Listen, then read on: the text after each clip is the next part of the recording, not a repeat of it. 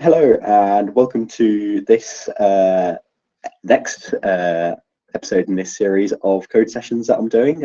In the previous episode, I was working on the update system for LiveG OS and allowing you to choose update circuits.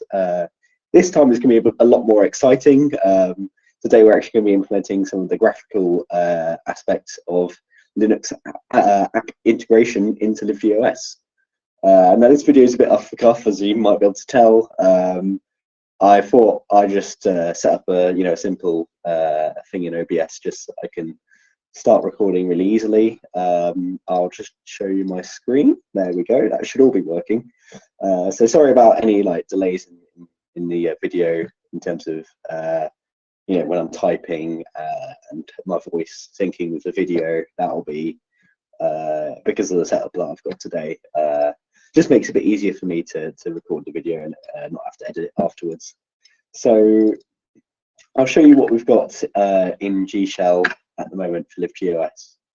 For those who are not aware of LiveG OS, I recommend that you visit liveg.tech and click on this button here called LiveG OS. Tells you all about LiveG OS and why it's such a great operating system that I myself and a few others are developing at LiveG Technologies. So it's a great read, and yeah, this operating system works on both mobile and also desktop, so it supports a whole range of devices. And we're currently focusing on a few different things, but right now, for the purposes of this video at least, I'm working on Linux app integration. So that lets you run all sorts of Linux apps. So for example, I'm on the Linux system here. So we're talking about Visual Studio Code. We've got things like you might want to run, I don't know, random application. Inkscape, calculator if you want to do calculations and things. OpenSCAD is a good example, so you can do 3D modeling and things. In fact, I've been designing a smartphone in OpenSCAD for LiveG, LiveG Prism smartphone. This is quite an early prototype actually, but yeah, that allows you to CAD things. So there are all these different applications to be able to run in LiveG OS once we implement all of this. So right now, this is gShell, the desktop environment for LiveG OS. Which is all based on web technologies, by the way. This is actually based all on Electron. LiveG OS is designed, of course, to run web apps as its first-class kind of app system, because we really believe that web apps are going to be useful in the future. So this is an example of a web app that's currently in development, which is just a calculator. And there's also Sphere, which is our web browser. So you can go to just a random example. There's our GitHub repos in the browser, which is called Sphere. We've got settings as well, so you can manage LiveG OS and do system updates and things. So that's just if you're unfamiliar with LiveG OS from the last video, which we delved into the update system. But today, I want to show you this actually, which is the terminal. And right now, you can execute command line applications. So I can go cow say, hello everyone.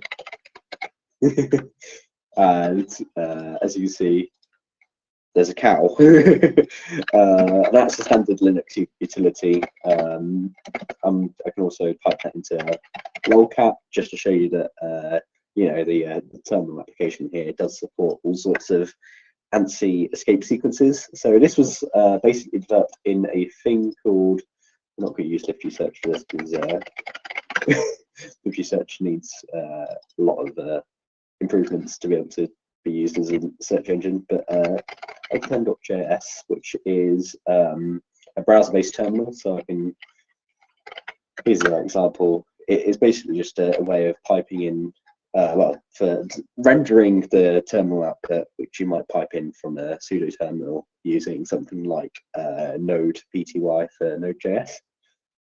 So yeah, it's really handy, and it supports all these escape sequences. But we're not here for the command line aspect. We're here to delve into graphical application integration. So currently, just to bring you up to speed with what's been developed so far for that, we have a script here called gShell Zephyr, and this runs an application called Zephyr, which then runs gShell inside of it. Now, what Zephyr does is it allows you to basically run a sandboxed contained version of Xorg, which is a window management system or Windows server.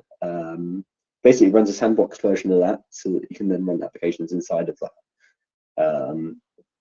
And gShell is a desktop environment for the purposes of Xorg integration, and it manages all Windows for you, or at least that's what we want it to do. So Zephyr, yeah, runs gShell inside it. So if I go gShell-Zephyr, it runs pretty much exactly the same, as you can see. But the difference is that if we try and launch, I don't know, Xorg, nothing happens. But it's still running, so that means that we'd have a display. We've got a display running. Whereas if we run it in normal gShell, it should say, or at least hopefully it should. Oh, it just launches Xorg there. So that's just launching it in the X session that gShell is currently in. Whereas with Zephyr, because Zephyr is basically creating a whole new X session, Xorg doesn't show. But you might have noticed in the terminal here, we're getting a whole string of data. And this is thanks to all the work that I've done for getting Xorg to work with gShell. So there's a library called what's it called? I think it's Node X. I can't remember what it is. Node X11. That's what it should be called. And that is basically Node.js bindings for Xorg, and that allows us to interact with the X Windows server, which is really nice. So this code currently basically creates an Xorg client, and then it loads some extensions. So the composite extension allows us to basically take advantage of window compositing. So X normally, by default, X will display windows. It will basically draw windows one at a time, and that's basically for low-powered devices. It's just an easy way of drawing windows. But the problem is that you're all basically writing to one buffer. You're writing to one display, one massive frame, and so that causes all sorts of issues, and it kind of provides some limitations that you don't get with compositing window modes. So you can't, for example, 3D transform windows like, let's show you some images. So compositing window managers let you to do all this, like 3D stuff, whereas, I don't know, let's search non-compositing, if I can spell.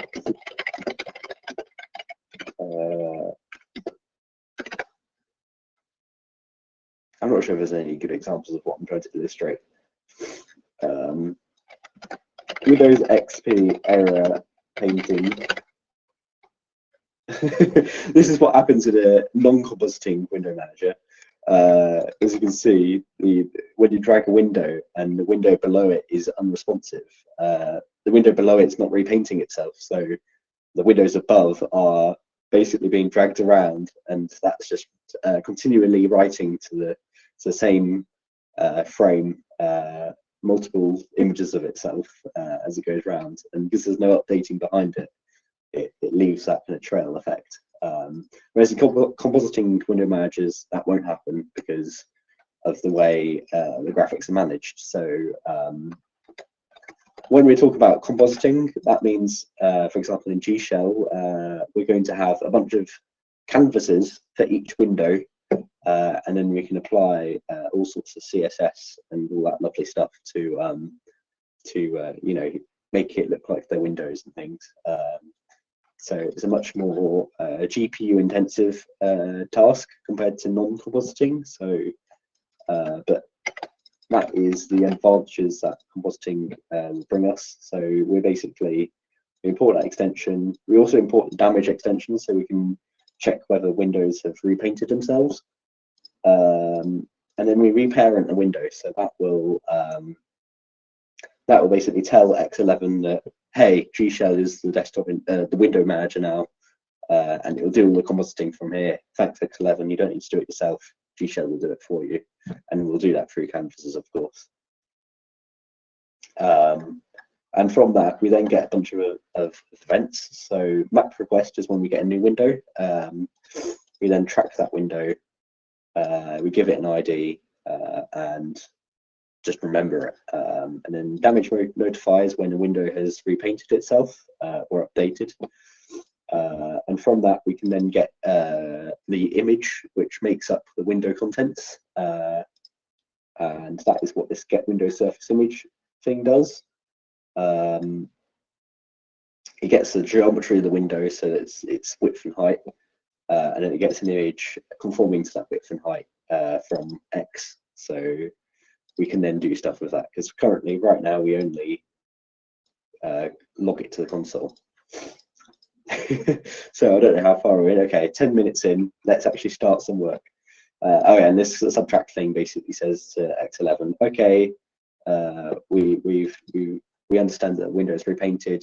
We've done the job of displaying it to the user now, as we were. So yeah, and release window obviously is when a window is closed, as I'm sure you'll be able to infer from that.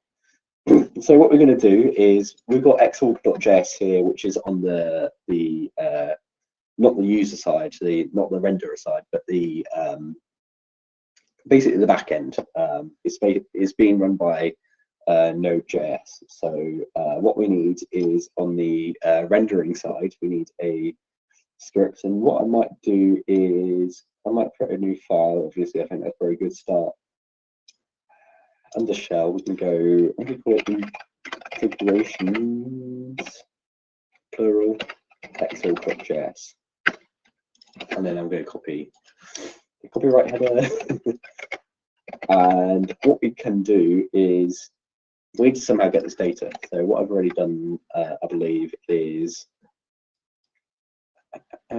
yeah, I send an event to the renderer called Xorg repaint window. I'm just going to check how we receive that event. So we send it. We also send it here. So term read and term exit. Let's see what term exit does. We should see window preload. I think it's here actually. gShell.on term exit. Okay, so in Xorg.js, we have an Xorg.js.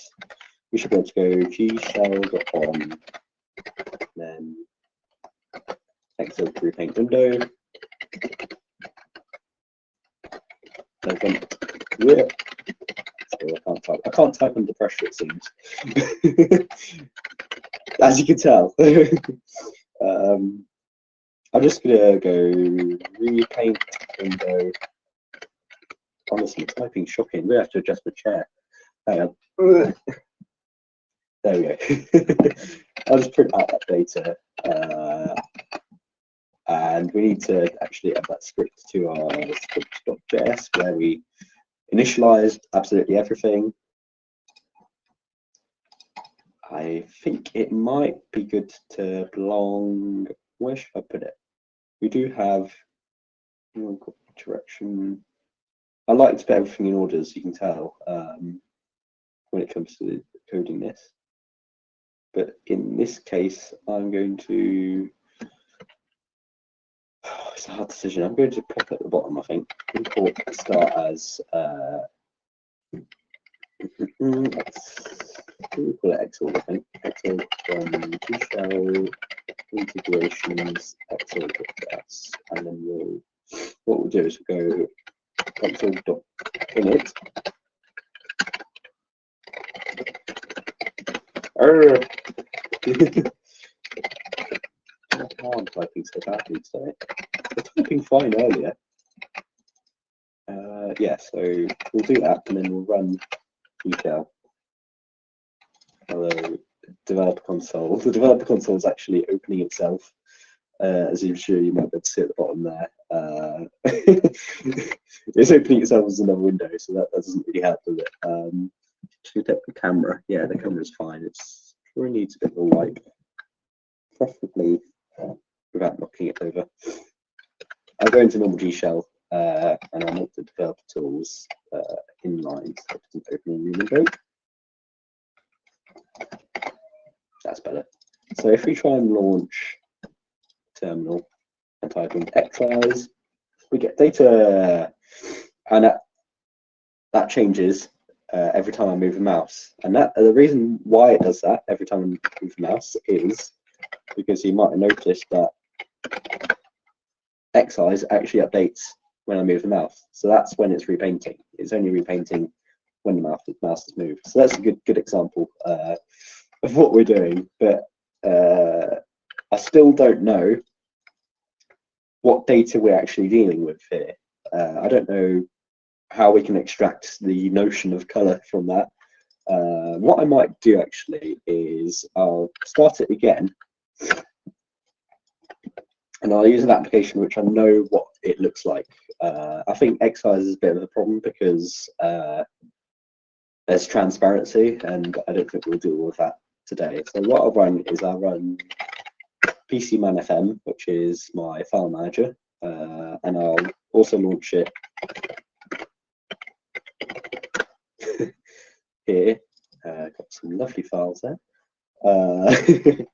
And my hunch is that, I'll bring this over so you can see it.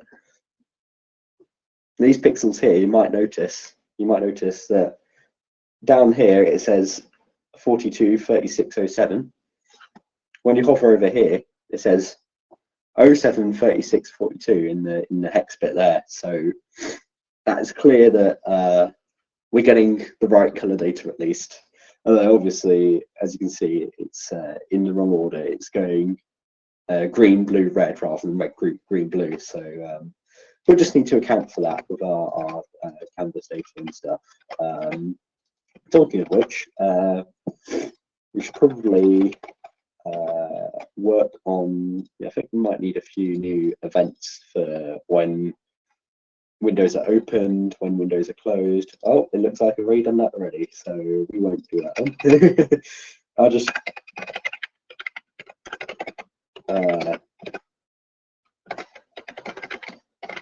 handle the events on the vendor side. I think that's a good idea. So when we're tracking windows, we should what contents.send. So it sends the ID, so data.id there, and then we've got a release window. That's the ID there. And what I'll do is, so to create windows in gShell, I'll launch it in normal gShell because it's easier, and I can then pop this thing out. That's going to probably work to my detriment later on. But Sphere is a good example because some of the user interface is actually part of the window itself. So unlike web apps where we just stick in a web view, we've actually got an element here, the header here. So what I'll do is I'll look at sphere.js. I believe down here, yeah, we've got switcher.open window. Yeah, that's what we need. And then the first thing is the element that we want to stick into that window. And then we've just got like a after thingy, I assume, screen element. That just provides you the window element and the app element, which is the, yeah, I think we can work out all the details. So what I'll do is first create an array so that we can work through these things. Actually, make it an object because the IDs we can inside that we'll store stuff. Repaint window. If we can't find, if we can't find that window, we don't know what it's talking about, then we'll just ignore that event. I think that makes sense. And inside that, we need to import a switcher first. It's also probably a good idea to import .UI. And we'll just create just a canvas, I suppose, for now. Or we'll create a container element. Actually, it's probably not a good idea to. How should I do it? Yeah, tracked windows, because we've got things like menus and all sorts of other things like tooltips and things to manage, and they're not going to be in a switcher window as such. But I feel like I could probably just not call switcher.openWindow. I could just create a canvas and set its position absolutely rather than open window. So what I'll do is I'll create a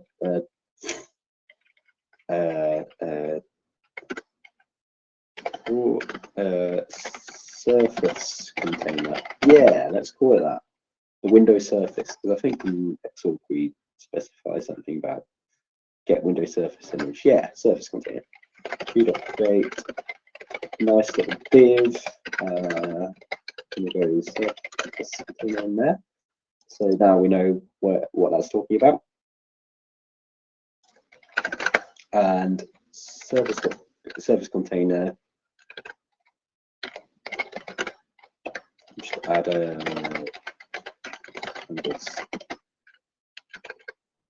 now we don't know the width and height. Oh, I suppose we can work out the width and height from the image later on, so that'll be fine. Because we get that data in the data object, of course, as you might have seen earlier. So we'll create a canvas. Here we will, well, I think at the moment we'll just treat all windows as actual windows. So menus and things will just, well, I don't think they'll be handled yet, even by the back end. But quick share that open window, and inside that we'll go. So browser.render, I believe, returns an element. Yeah, it does. Okay, so open window, surface container.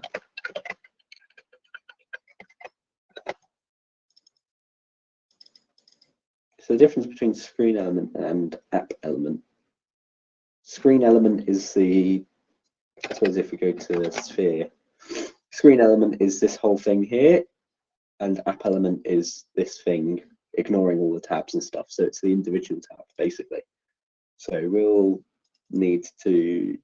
probably manage the app element, because we don't want to close the screen element if we attach multiple tabs to a window, or if the user does that. Okay. What's details? Details will be important in a moment, but we'll leave that blank for now because we don't know things like the display name. Although we could set a display name. It's pretty easy to put it all into a thingy.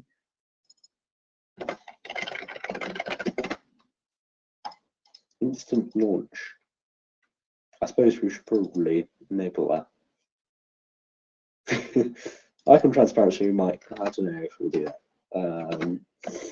We'll set that to Xorg window, just as a placeholder for now. New tab handler, we don't need to care about all that, apart from instant launch, because normally the switcher waits for the web view to load before this launch, but we don't have a web view here, so that doesn't really apply to us. And I'm not sure what it'll do without a web view. We'll find out. Details in there. Screen. I'll just check my cameras. That's fine. Screen element. Still remembering all that from there. That's good. I like that from Studio Code. move that.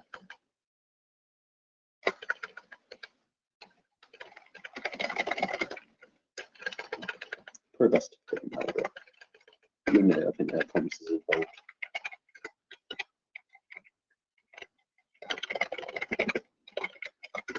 So yeah, basically app element will be optional anyway, so that's fine. Not sure all that white space is doing there. And then we can close the window if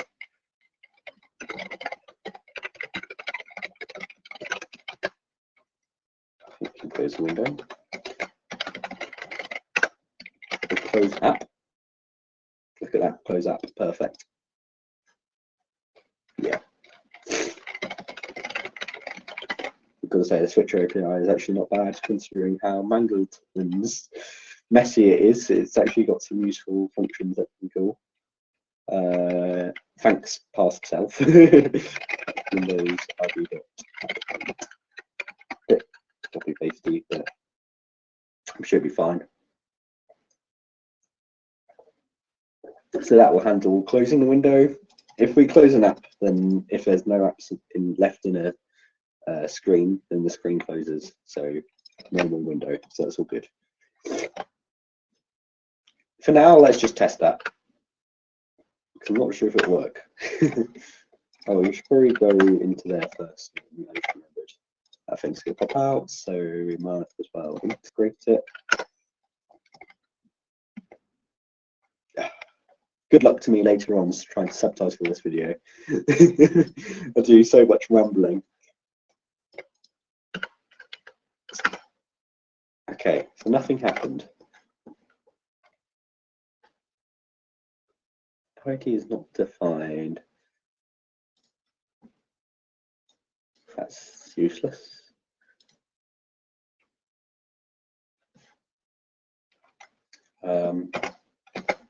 Okay.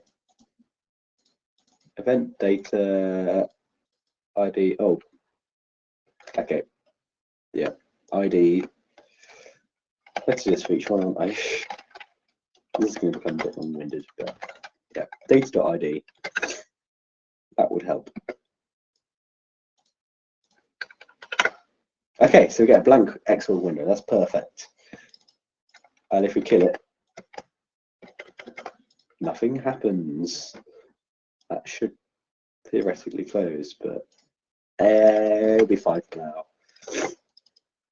Inside that we have a canvas, and I think for now we'll just resize the canvas and not necessarily the window just yet. We'll sort that out in a sec.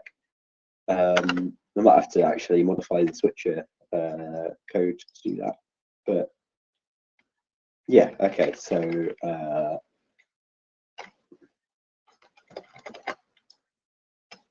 it's easier to actually go. In fact, why is that there? Oh, that'll be why it didn't close. Because we're setting to null before we could even access the app element. So tracked window, we can't really call it window because you know the global window object. Although I think we can if we do if we shadow it, but honestly I prefer this. It makes more sense anyway. Correct window, and then we can buy that and that. And we'll do that for this.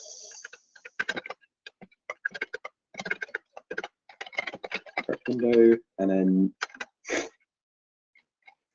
yeah, so we need to set the canvas geometry. So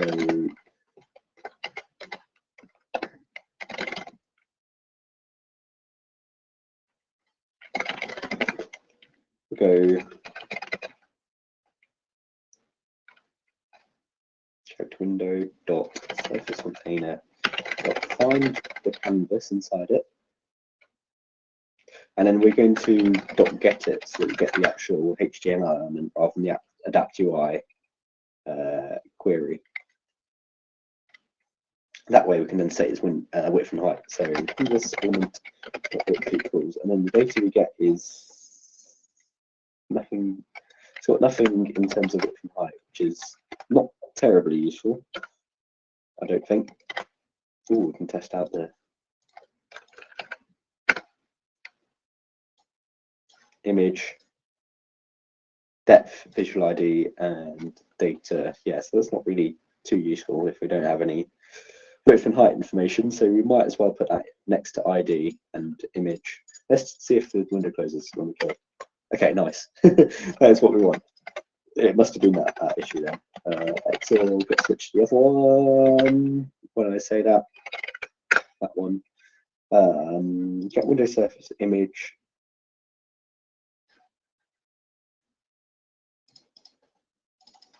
The geometry.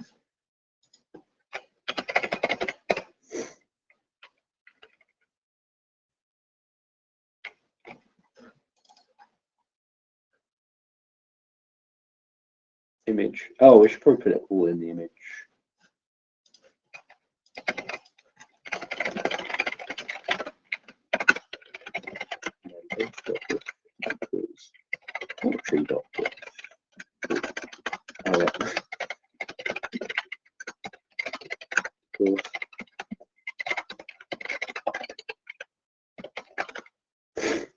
So that should now be inside image.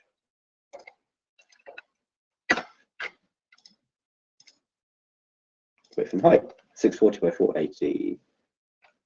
Checks out, I guess.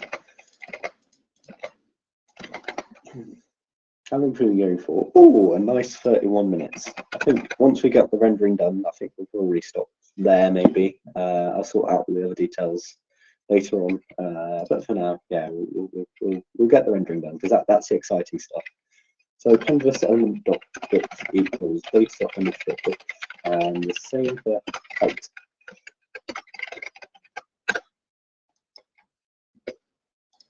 I'm not sure what performance is going to be like, but okay, so let's see the width and the height. Oh, look, 640 by 480. It's lovely. Does it overflow? Yes, it does. Oh, it's hidden. That's fine, though. That'll do for now. That is pretty cool. Okay, so we're not even at the top bit yet, but so we need to work out how to write to a canvas. So just pixel manipulation. I think I remember this being quite contrived in terms of there's a much better Stack Overflow answer. How post canvas? Interesting. Some people have that kind of thing. Right. Pixels to canvas data. Not a single pixel, but we need something a bit like that. So let's get the context first. Context.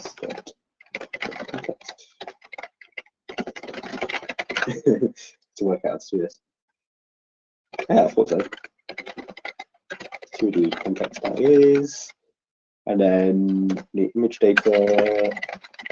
We're just going to render the whole image because it's, yeah, I mean, later on we might be able to do partial renders and stuff, but for now it's just easy to do this.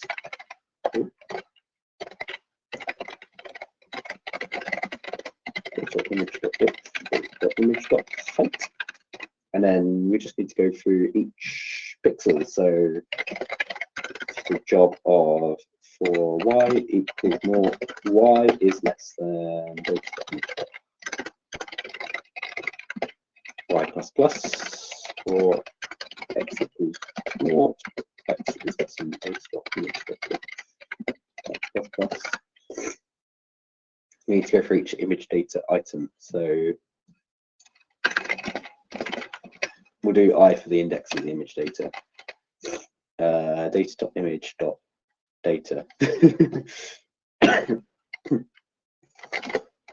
So we should rename that picture data.image.data.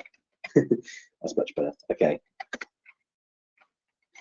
So image data, so red, green, blue, and alpha. So we're not going to worry about alpha for now, but red, green, blue, alpha. So I'm going to go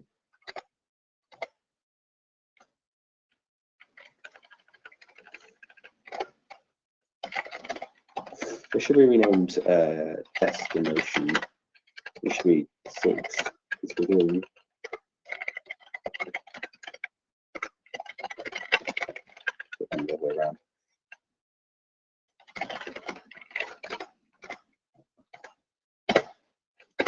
we need to swap the green and the thingy around, don't we? So yeah, so we can go green for sorry, blue first.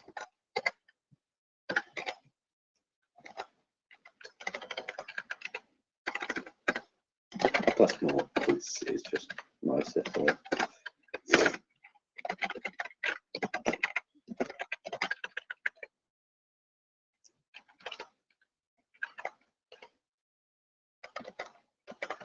Yeah, I'm going to swap 2 and 0 around. Yeah. We're going to need some comments. Source index plus.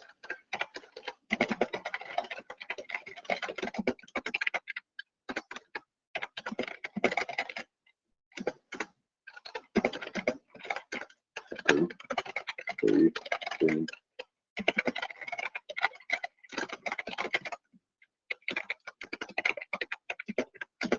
Red, which is going to be yeah, alpha is going to be 255 for now, and then plus because I don't know what that 4th pixel means, because you can see that we've got groups of 3 channels. I don't know what the 4th channel is. 75, 75, and then it changes to 0, 0, which is strange. So I'm just going to skip over that. Through figure out what 4th channel array is meant to represent. That'll do for now. And then we just need to put the image data.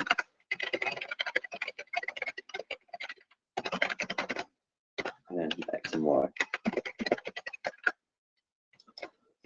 Wish me luck. Right. Nope, we've got an error. I'm sure of it. Repaint window.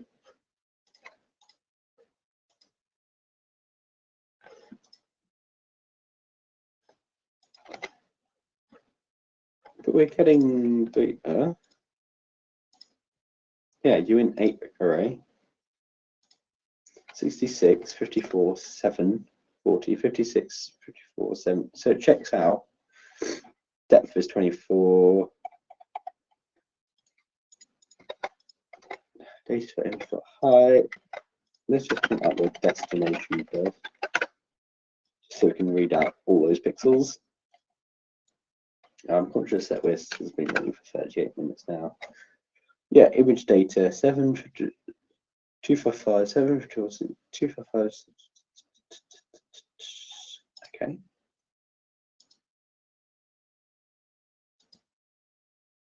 And we can't look into it for some reason, but I trust that it's fine with that.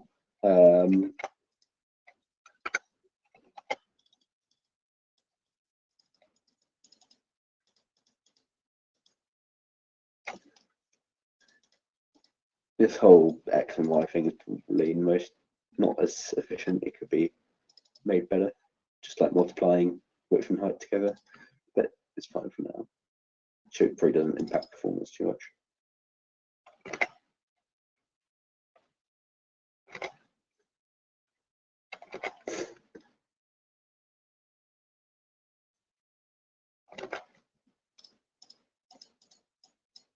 Right, let's go 100 for all of them, including, we should see something grayish, which we don't. Hello? Yeah, no.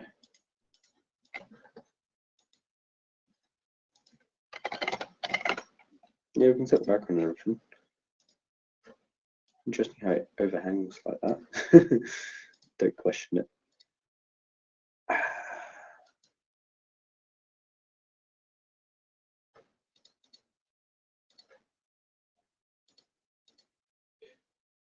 Width, height, put image data, context.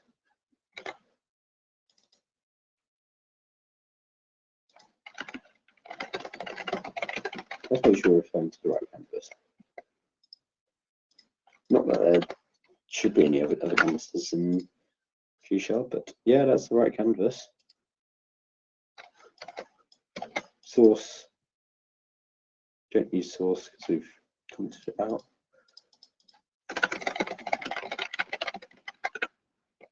That should be equal to 640 times 480.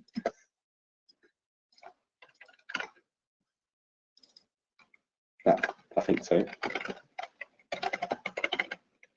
No. Right, hang on. Yeah, and then times 3, or times 4, I suppose. Yeah.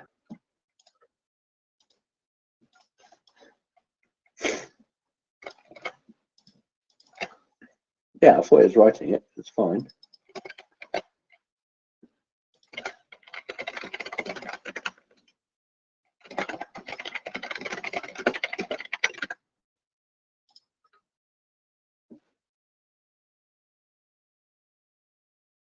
X, Y.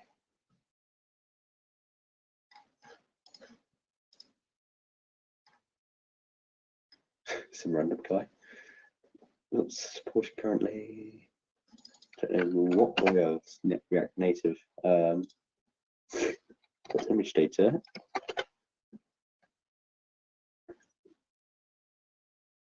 What if we were to just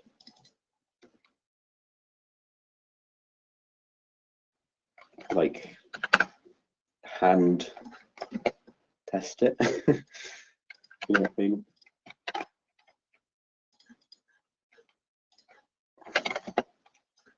So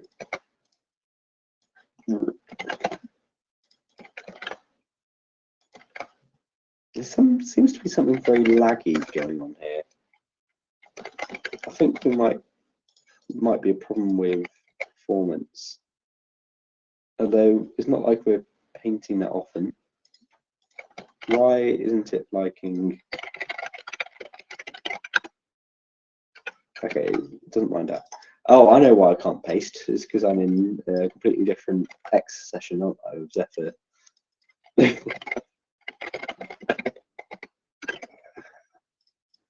That's got the context to be. That's context.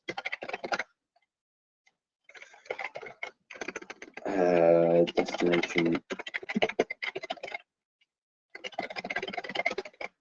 So 640 by 480. Destination 4. This is what I did earlier.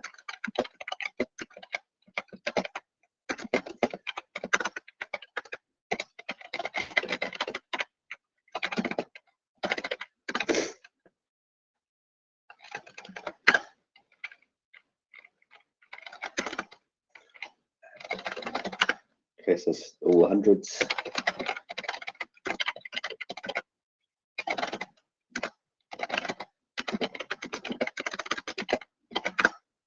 There's nothing going on, which is weird.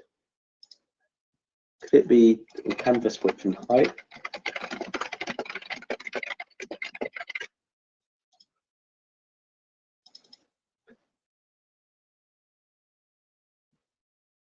No. I think 15 minutes of this is going to be trying to debug the issue.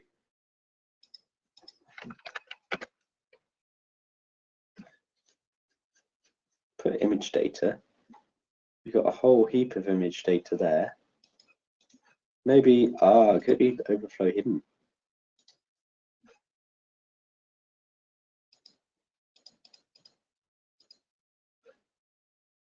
I feel like it shouldn't be that issue.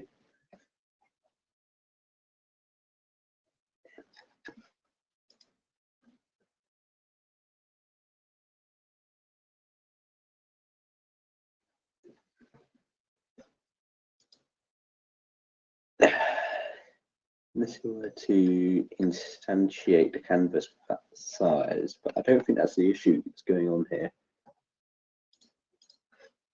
Why isn't it rendering our data. Could it be? Let's actually load up a Canvas demo from the internet.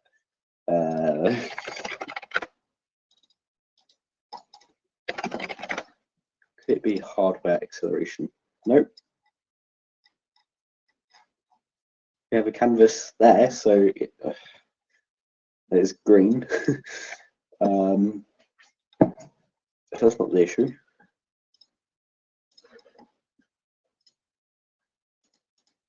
Oh, now DevTools has broken it. So there's a weird issue of Electron where DevTools breaks when you open new web views.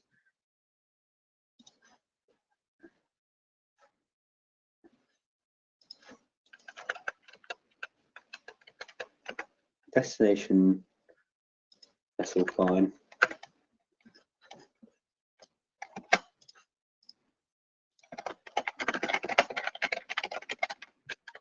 Let's do that search again.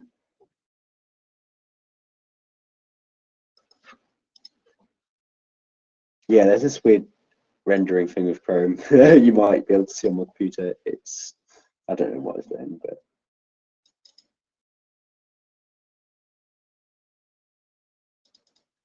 draw image.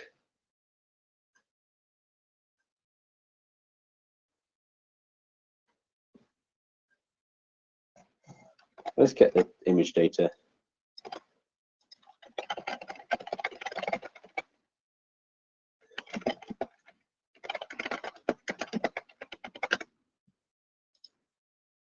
It's just zeros, so it's clearly not liking it when we write the data.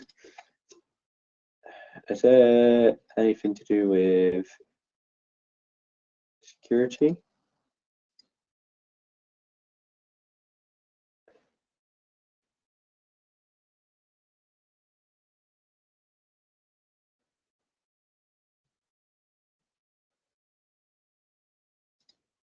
Is that something new?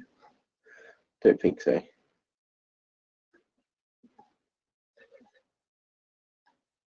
No.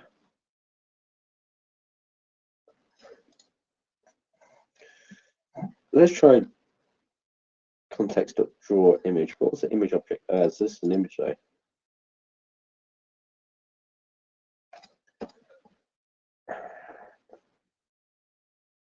Ooh. It's a hard one, this, isn't it?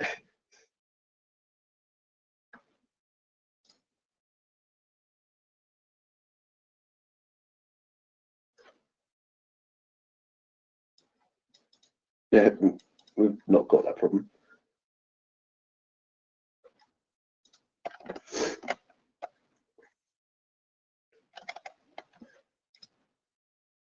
Put image data.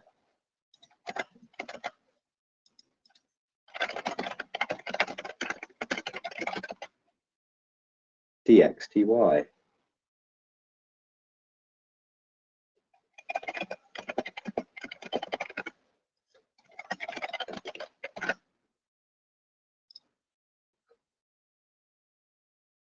Do we have to let it permission to draw canvas stuff?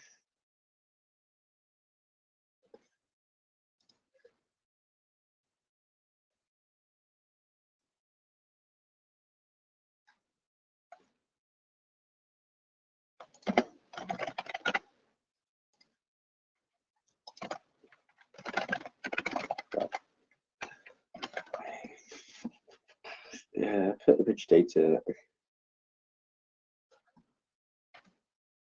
Tell data. Don't know what they're up to.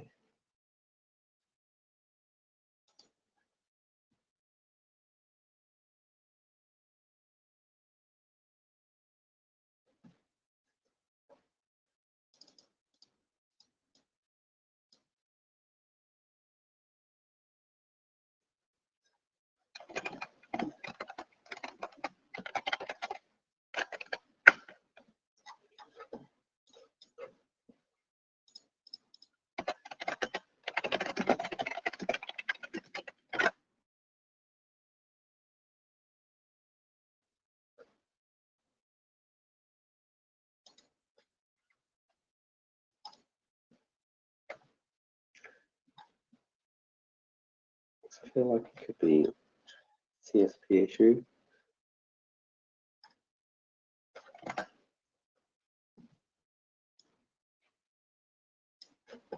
image SLC start.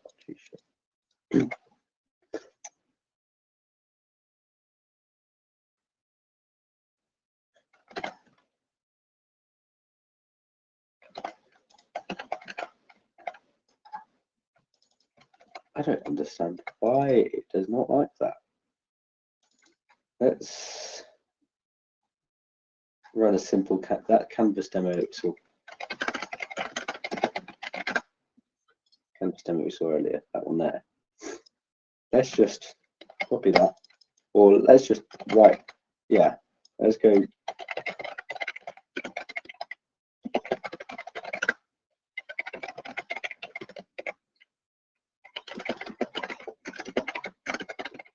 We have okay, so the canvas is working, but I don't know why it wants to.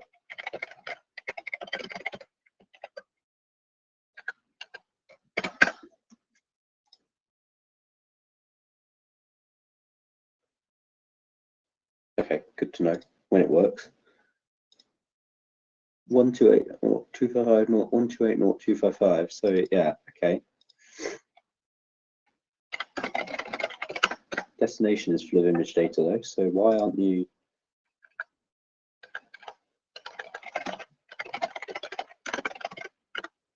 Okay.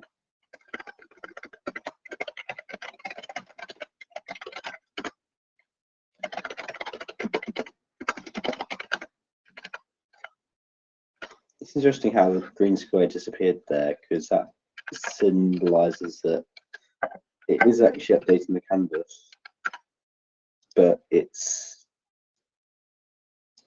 not writing anything.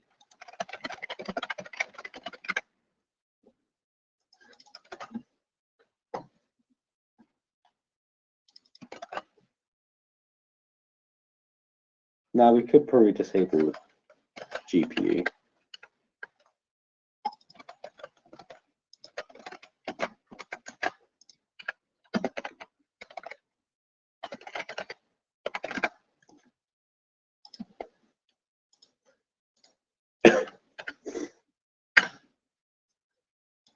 I feel like that's going to do anything though.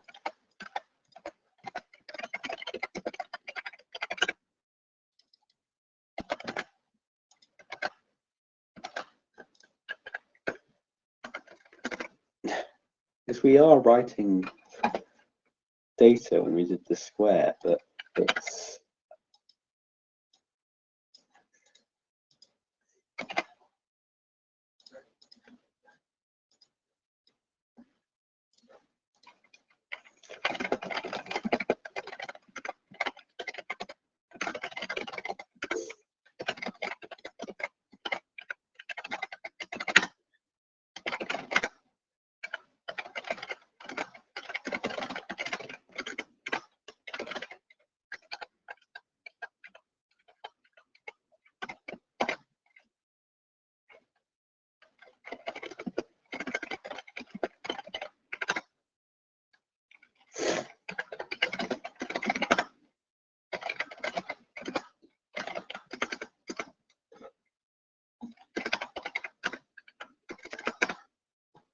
because it's image data.data. Have we just been writing to?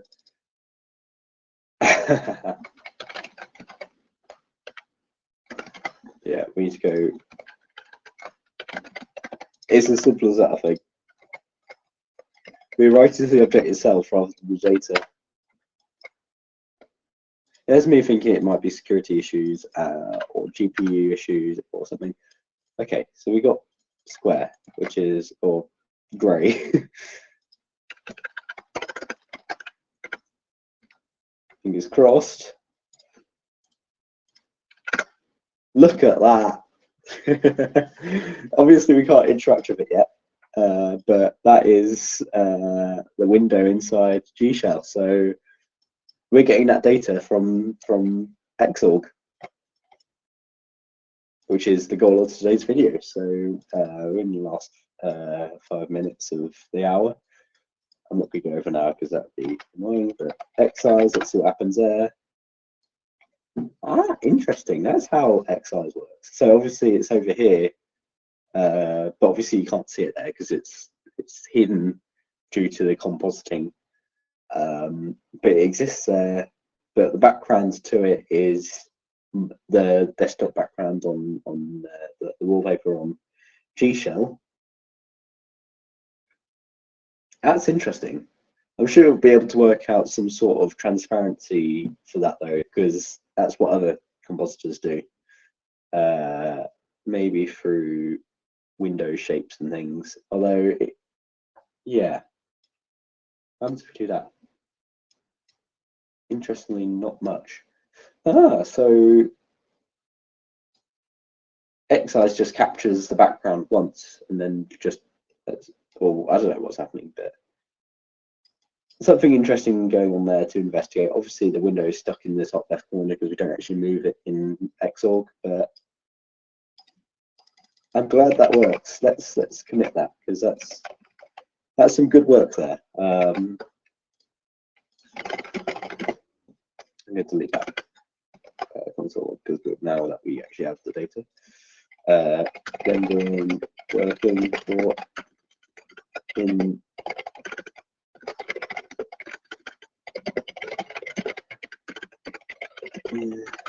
for Xorg integration. That'll do. I should probably check the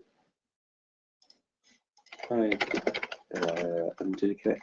I'm sure it'll be fine actually. So we can go.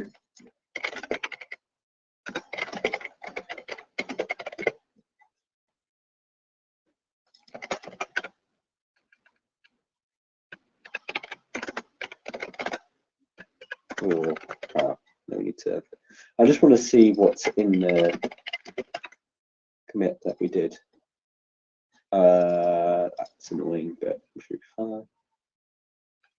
We wrote all that. We added it to the script to init, and we got the width from that. Okay, yeah, cool. Up that goes to GitHub. Yeah, so thanks for watching this video. I know it's been quite a long one, but hopefully enjoyable as well. So yeah, this video has been entirely unscripted, entirely unplanned, really, apart from setting up OBS and stuff. And I thought that this would be a good project or particular task to work on for this video. So you got to see myself in my natural programming habitat, as it were. Subtitling this video later on, I don't know if I'll be able to subtitle it all, but hopefully, maybe with a bit of AI, I can get it working. If not, I'm sure I'll default to YouTube subtitles because I know this video is very long. There's no way I'll be able to type it all manually. But yeah, feel free to reach out to LiveG if you want to help. There's more information at liveg.tech. But in the meantime, yeah, thanks for watching, and I'll see you later.